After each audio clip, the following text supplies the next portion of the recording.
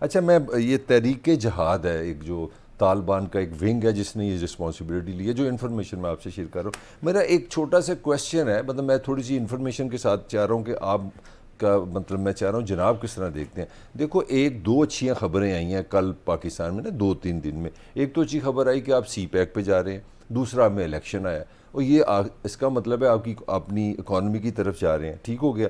اگر یہ آپ پسنی دیکھیں، یہ جو گوادر کے ساتھ بلوچستان میں ہوا ہے، پھر میاں والی دیکھیں، اور جو دوسرے جو کل ہوئے ہیں ڈی جی خان، یہ پتہ یہ تینوں کے تینوں جو مقام آتے ہیں یہ آپ کی سی پیک کے روٹ پہ آ رہے ہیں. تو میرا جو آپ سے سوال ہے، جو میں چاہ رہا ہوں، جو میں نے ایک آبزرویشن آپ سے شیئر کی ہے کہ یہ سارا کچھ کیوں ہو رہا ہے؟ کیا واقعی یہ سی پیکس کا اس کا تعلق ہے؟ نمبر 2، کیا واقعی جو پاکستان کے دشمن ہیں ان کو یہ ہضم نہیں ہو رہا کہ الیکشن بھی ہو رہے ہیں، اسٹیبلٹی آ رہی ہے اور ساتھ یہ ڈیولپمنٹ ہو رہی ہے؟ How you see it? ایک تو میرا پہلے میں آپ دونوں کو، آپ کو بھی اور زنیرہ کو بھی، زنیرہ آواز آ رہی ہے نا میری آپ کو؟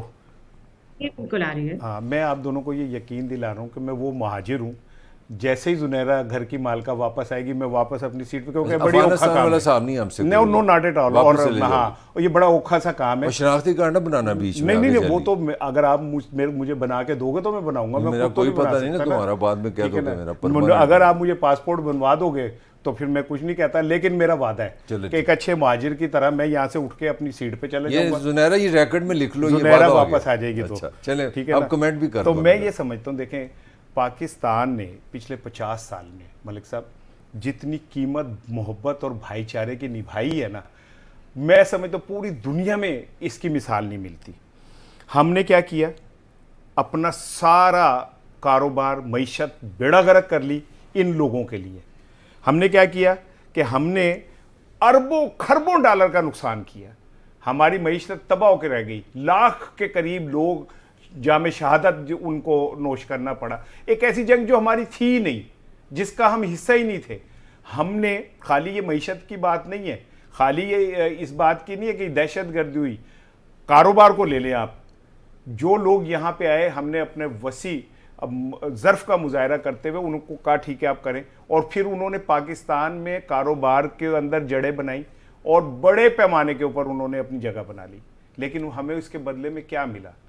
ہمیں اس کے بدلے میں ملا دہشت گردی، ہمیں اس کے بدلے میں ملا بے وفائی، ہمیں اس کے بدلے میں ملا منشیات، ہمیں اس کے بدلے میں ملا جب پاکستان کی معیشت مشکل حالات میں تھی تو ڈالر یہاں سے کنٹینروں میں چھپا کے وہ وہاں لے جا رہے تھے. جب پاکستان کو مشکل میں تھا تو وہاں سے آنے والے در اندازوں کو یہاں پہ بیٹھے ہوئے سہولت کار جو تھے وہ سپورٹ دے رہے تھے. ہمارا قصور کیا ہے یار؟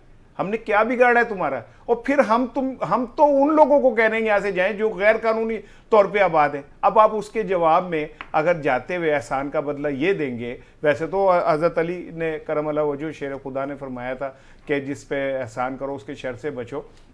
لیکن یار ہم نے تو احسان بھی نہیں آپ پہ جتایا. کبھی ہم نے سمجھا کہ آپ ہمارا حصہ ہیں، آپ ہمارے بھائی ہیں. لیکن یہ نفرت جو آپ کے دل میں ہے، جو ملک صاحب آپ نے بھی کہی کہ وہ کرکٹرز جو تھے وہ یہ کہہ رہے تھے، تو میں تو بڑا حیران ہوں. ڈیئر اتنا لیکچر دے دیا، میں جس پوائنٹ پہ پوچھا تھا وہ تو بھول ہی گئے تم. میں نے کہا کہ اس کا کوئی سی پیک سے ریلیشن دیکھتے ہو؟ ملک صاحب مہربانی، آپ نے مجھے 45 منٹ کا لیکچر آ گیا، وہ سو جواب نہیں بالکل ٹھیک. آپ ایک اچھے اسٹوڈنٹ ہیں اور آپ کو اپنا سوال یاد رہتا ہے، مجھے خوشی ہے. دیکھیں پاکستان میں آہستہ آہستہ جمہوریت جو ہے وہ آگے بڑھ رہی ہے. ہم نے الیکشن کی طرف جا رہے ہیں اور پوری تمام سیاسی قوتیں بھی اس بات کو مان گئی ہیں.